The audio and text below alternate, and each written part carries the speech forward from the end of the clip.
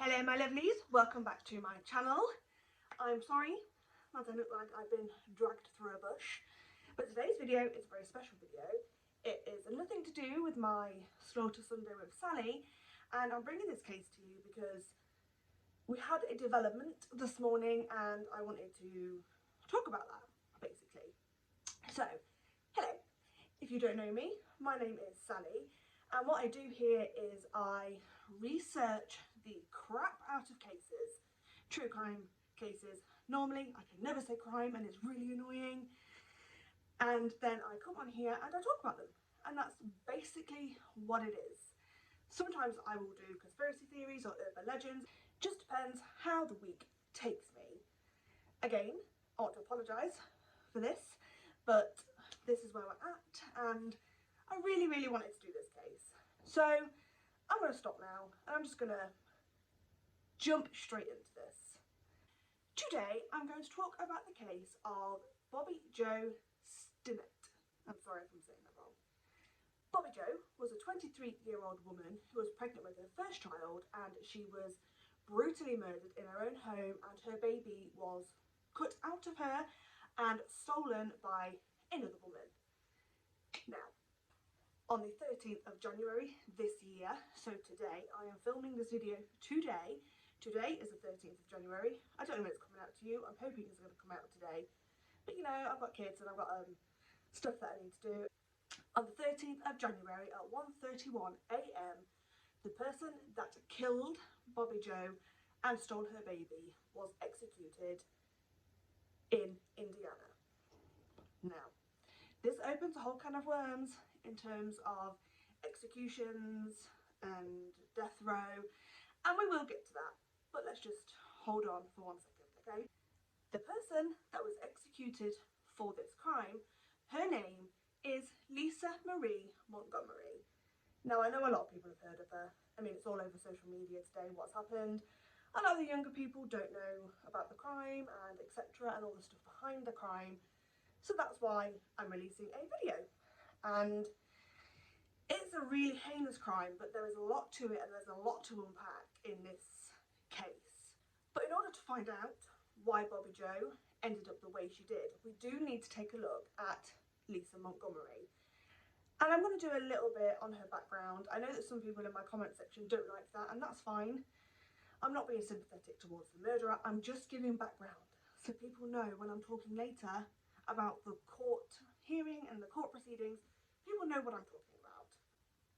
Lisa Montgomery was born on the 27th of February 1968, and she lived in Melbourne, Kansas. I think that's how you say it. Again, this is a case in America and I don't know how to pronounce all of your towns and all of your cities and all of your states, so I hope I've got that right, but if I've got that wrong, please correct me in the comment section, I really don't mind. Lisa's childhood was extremely chaotic, to the point that her stepfather would sexually abuse and rape her, and also it's alleged that some of his friends would also do the same.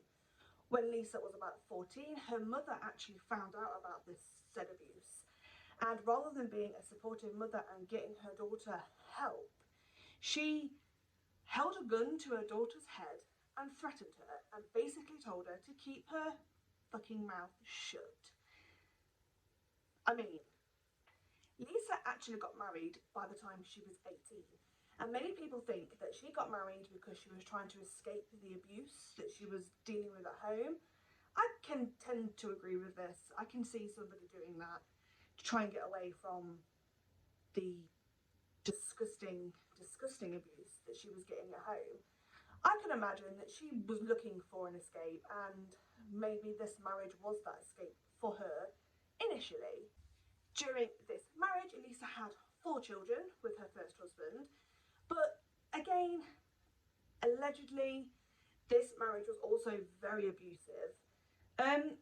It's unclear as to who was abusing who.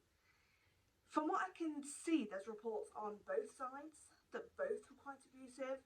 So I'm wondering if it was a mutual thing, and Lisa has said in interviews and during her court trial that she actually enjoyed some of it. In fact, she said she enjoyed, quote, taking the whip, end quote. So Maybe she enjoyed it by that point, I don't know. I'm not inside her head.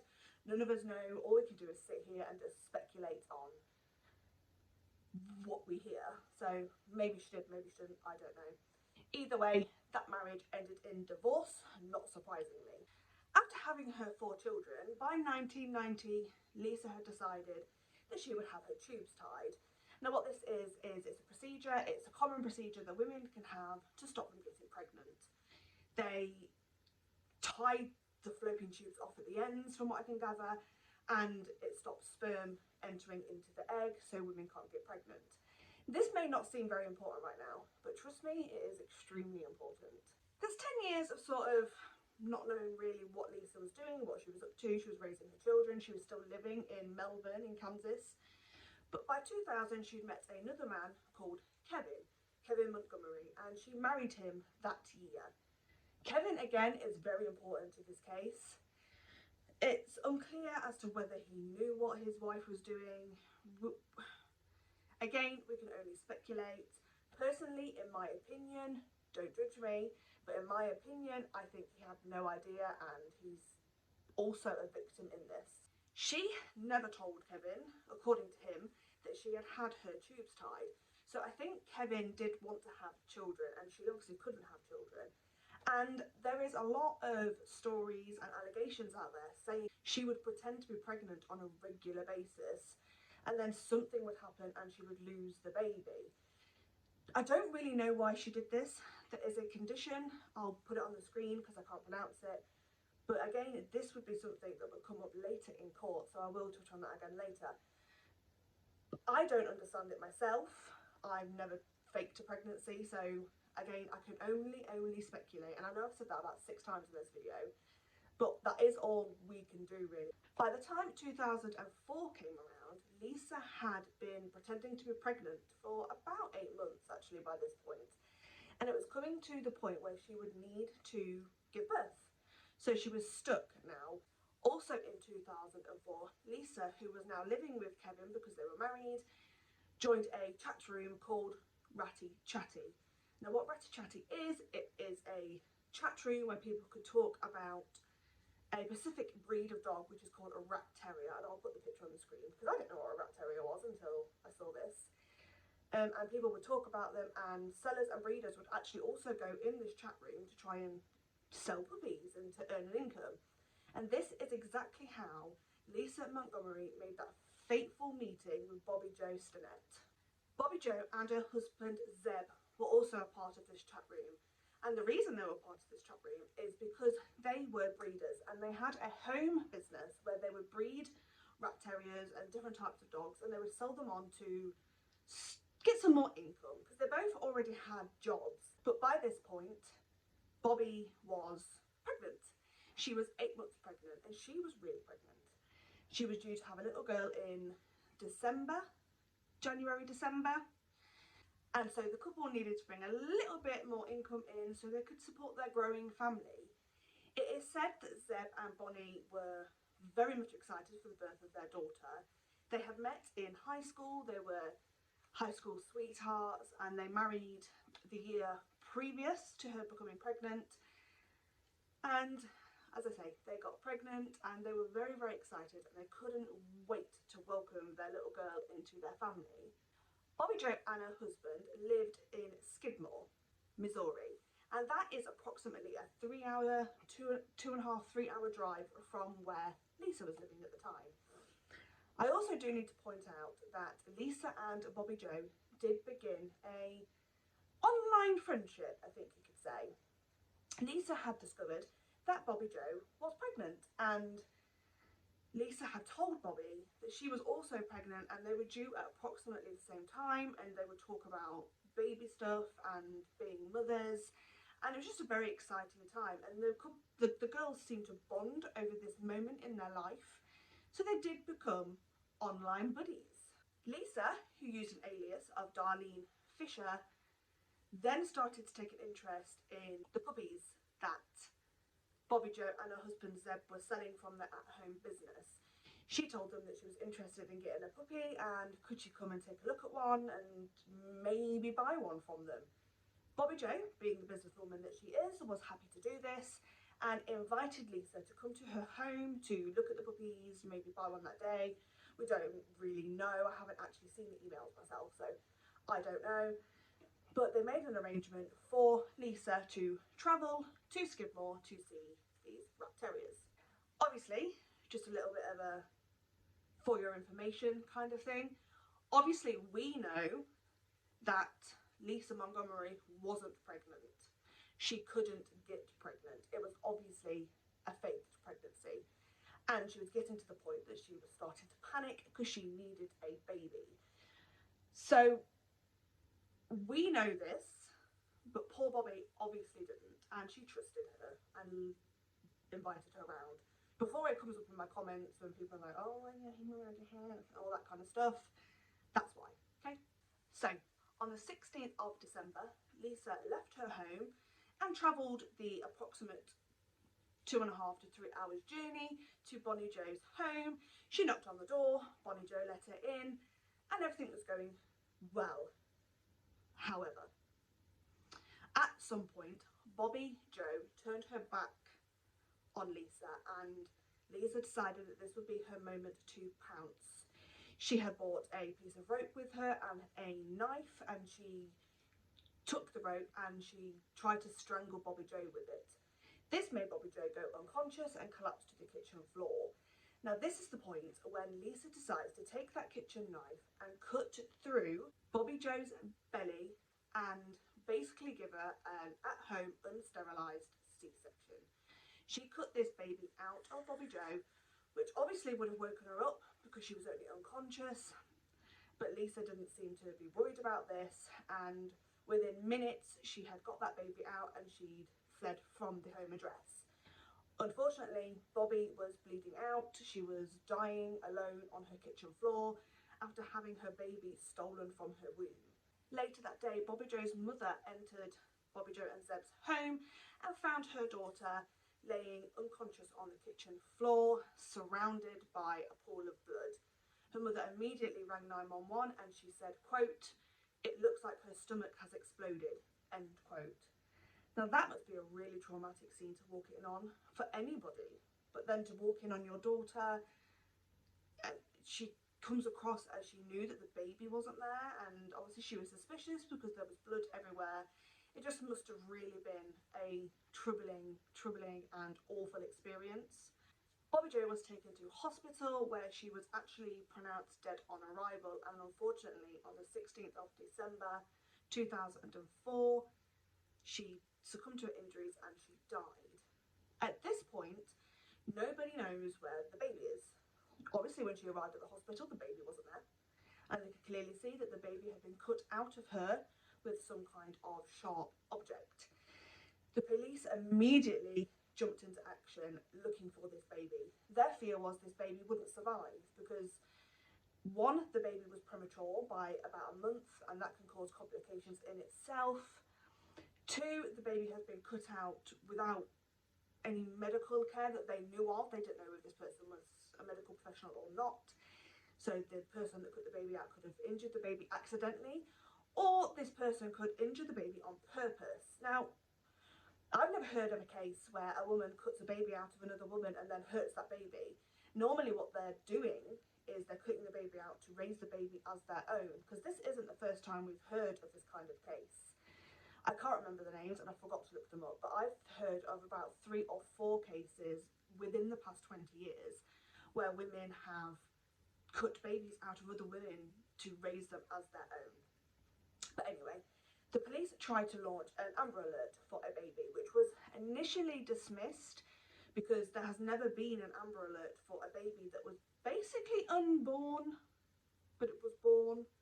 But there was no legal record of this baby. There was no way of knowing that it was real, if that makes any sense. Anyway, this was overturned by the chief of police and he got an Amber Alert out quick, sharpish. Also, the police wanted to take a look at the technical things in the home, so phones, computers, whatever was available at the time. They took Bobbie Jo's computer and analysed it, and they quickly found the emails between Bobbie Jo Stinnett and the woman called Darlene Fisher. They were able to use the email address to track who Darlene Fisher was, and they obviously discovered that this person's real name was Lisa Montgomery. And they obviously could work out that the girls, the pair, had made an appointment at the exact time that Bobbie Jo's estimated death was. So it was very obvious to the police that Lisa Montgomery had something to do with this crime. The following day, on the 17th of December, police showed up at Lisa Montgomery's home address, where she lived in a little farmhouse. When they entered the home, they found Lisa nursing a baby in the living room while watching the Amber Alert on the national news. They questioned her and asked her who the baby was and where the baby came from, and she still claimed that this baby was her baby. But obviously, they took the baby and they took Lisa in for questioning, did a DNA test on the baby, and quickly discovered that this was a biological child of Bobbie Jo Stinnett and her husband Zeb Stinnett. So, kind of happy ending. The baby seemed to be quite healthy, there didn't seem to be anything wrong with her, and she was quickly returned to her father. She is 16 years old now, and she is a well-rounded young lady. Her name is Victoria, and she's beautiful, and I think she looks just like her mum, which is lovely, and her dad raised her. So that's a good point that came out of this story, but obviously it's tragic that Bobbie Jo had to die. There was no real reason that I could see for it anyway. I just want to quickly touch on Lisa's husband, Kevin Montgomery, because when this crime was announced and Lisa was officially charged with this crime, a lot of people began to question whether Kevin knew what was happening. People were suspicious of him because nobody could understand why he wouldn't know that his wife wasn't really pregnant. Initially, he said he had no reason not to believe her. Why would he not believe his wife is pregnant? That would be really, really strange. However, since it's been in court, Lisa's sister has come forward and said that she told Kevin that her sister couldn't have babies and that she'd had her tubes tied. So she didn't understand why nobody questioned her. Even herself. She judges herself and she says, I don't know why I didn't question her. It just seemed like maybe this baby was a miracle baby. You never know. These things do happen. It's a very small percentage, but these things do happen. I personally, in my opinion, again, my opinion, don't think Kevin had the foggiest at all of what was going on. He gives a really plausible story, and this story is that on the morning of 16th of December, Lisa told him she was going to go to the store and get some shopping and she'd be back in a few hours. A few hours later, he received a phone call from Lisa, who told him that her waters had broke inside the supermarket, so she had the baby, and they'd had a beautiful little girl and could he come and collect her. He got two of his stepchildren, two of Lisa's children, into his car and drove to the car park of a nearby restaurant.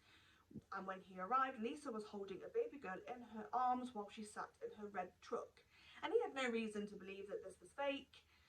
She said that she had gone to a baby clinic and had the baby and come back. But then the story changes and she had the baby inside the supermarket, but I don't think that one means anything. I don't know. Either way, she told him the story and he believed her, and that was that. They took the baby home and had a family night together looking after this newborn baby. The next morning, they took this baby, who they had called Abigail, to a cafe from around the corner from their house, and they had breakfast and they showed off the baby and they were proud parents, and there was no physical thing that anybody could see that would make them think that Lisa Montgomery had cut this baby out of another woman. Nobody had any idea. So it was plausible and it was feasible, and I could see why he wouldn't question it, and I don't think he should be judged in this because he didn't do anything wrong. No. Okay. Lisa was charged with the federal crime of kidnapping resulting in death, where if she was found guilty, she would either be sentenced to life in prison or she would be sentenced to death. At her pre-trial, it was actually claimed that she'd had a head injury a few years prior. I can't find any details of this, but her defence team said that she'd had a head injury a few years earlier, which would result in her being more aggressive than a normal person would be. This doesn't make sense to me, and I'll tell you why. Because she clearly planned to go to Bobbie Jo's house and do what she did. She didn't show up and then impromptu decided to attack her and steal her baby. This was all very meticulously planned, so I can't see where a head injury and that resulting in her aggression would fit into this to make her look innocent, unless they're trying to state the fact that the reason that she was so aggressive in the way that she did this is because of her head injury. But it really doesn't have any bearing with me in terms of, well, she must be innocent then. That doesn't make sense to me. Also, up until the week before her main trial began, the defence team, or Lisa, I couldn't find which one again, were trying to pin this crime on Lisa's brother, Tommy. However, Tommy had a very good alibi that stood up massively, and the only person that could have done this was Lisa. There was nobody else, there was no other suspects. This is the only person that could have done this in the eyes of the police and the prosecution. Once the trial began, the defence team started bringing in all their tactics that they were trying to get her not necessarily off, but more lenient sentence. The defence brought in experts, and they brought in psychological experts and neurological experts to explain why Lisa is the way that she is. They would bring up the fact that she was abused as a child, and that could make her the way that she is. It could make her violent, it could make her just an all-round not nice person, but they are claiming that it's not her fault. She's not like this because she was born this way. That's their claim. And they also said that Lisa suffered with the condition that I spoke about earlier, that again I'll put on the screen and I'll try and find the proper description for you to put here. It is a condition where people will fake pregnancies, but they don't think they're doing anything wrong. It's like a normal thing to them, and they have to find a solution in the end. And 9 times out of 10 with people that have this condition will fake a miscarriage or whatever. Only a very small percentage will actually go on to steal a baby to try and prove that they are pregnant. But this is actually a medical condition. Whether Lisa had this, I don't know. Nobody really knows, and nobody will now ever really know, but this is what the defence tried to say. They also brought up that they thought she would have PTSD, which is like what I mentioned earlier from her trauma as a child, but they also said that this was proven by the fact that she had no empathy and no compassion. To the day that she was executed, I don't think she said sorry, ever. And I don't think she cared. I think she did what she had to do. Again, that does bring up a point that she may be mentally ill, and people that are mentally ill don't know how to say sorry or don't know how to have compassion with certain conditions, obviously. But that could also lean to the fact that she was a psychopath or a sociopath. There are many conditions where people don't have compassion for other people, so you can't just base it solely on this one condition of like PTSD. And I have heard people who have PTSD can sometimes show compassion, so it was more of a 50-50 thing for me when I was looking into it. But please feel free to do your own research and see what you think about PTSD and the fake baby thing that I was talking about, and let me know. However, the prosecution and their experts obviously disagreed. They're not going to agree with that, are they? They based everything they have on the fact that she pretended to be pregnant and it was coming up to her due date. She panicked and she happened in a freak coincidence to meet Bobbie Jo on the internet in the same chat room, because they both did have an animal love, and it was just a fatal attraction really, and a fatal meeting, sorry. So they just based most of their stuff on that, and they were bringing witnesses and things to talk about how Lisa was the way she was, and that she was quite cold and calculated, and again had no empathy and compassion. But they didn't base that on like mental health issues. They based that on just being the person that she is, and that she was an evil person. The prosecution also brought up a fact that I just wanted to point out quickly to make you aware of most of the facts.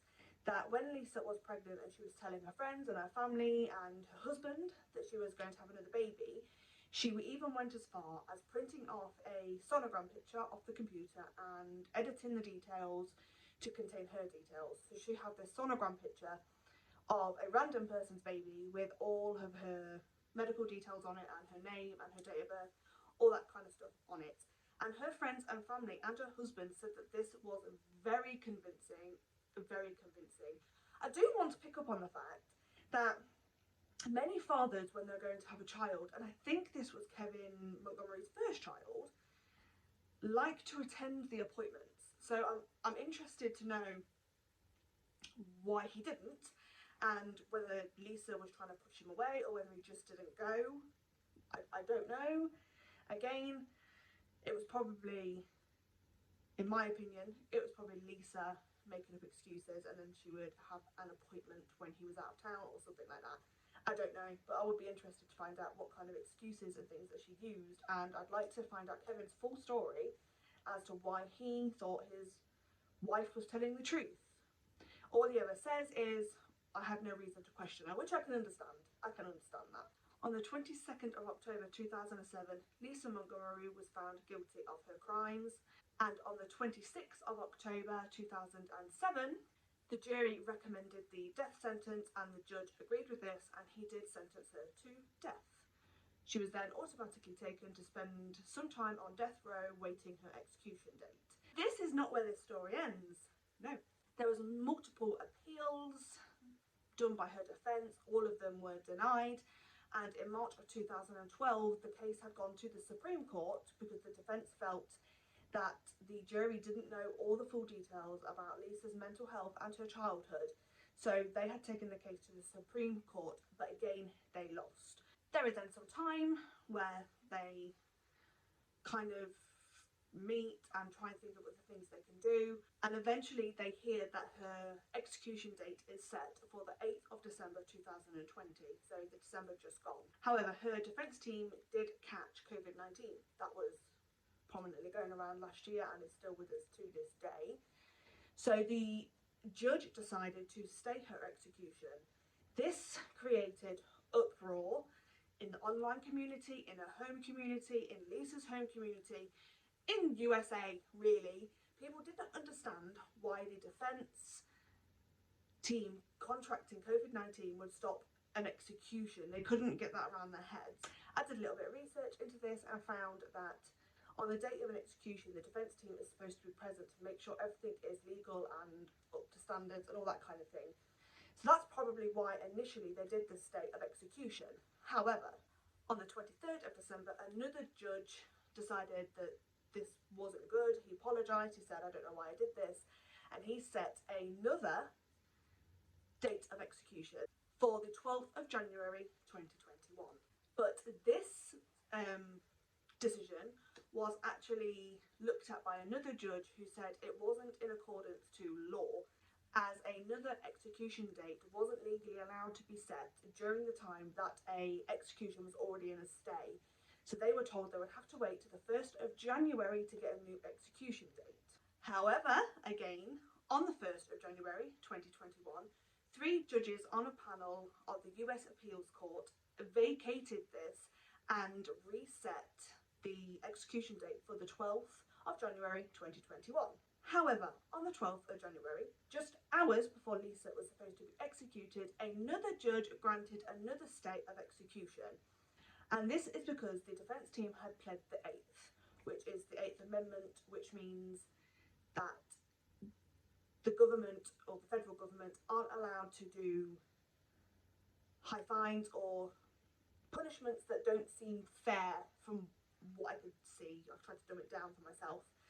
And because the defence were claiming mental health issues for Lisa Montgomery because of everything she'd been through as a child, which I do understand, they were claiming that she was mentally ill, so she couldn't be executed on those grounds. And this judge tended to agree, so he wanted her to have a mental health assessment before they executed her, and if the mental health assessment came back saying that she was mentally unstable or whatever, then they would probably have commuted her execution to life in prison.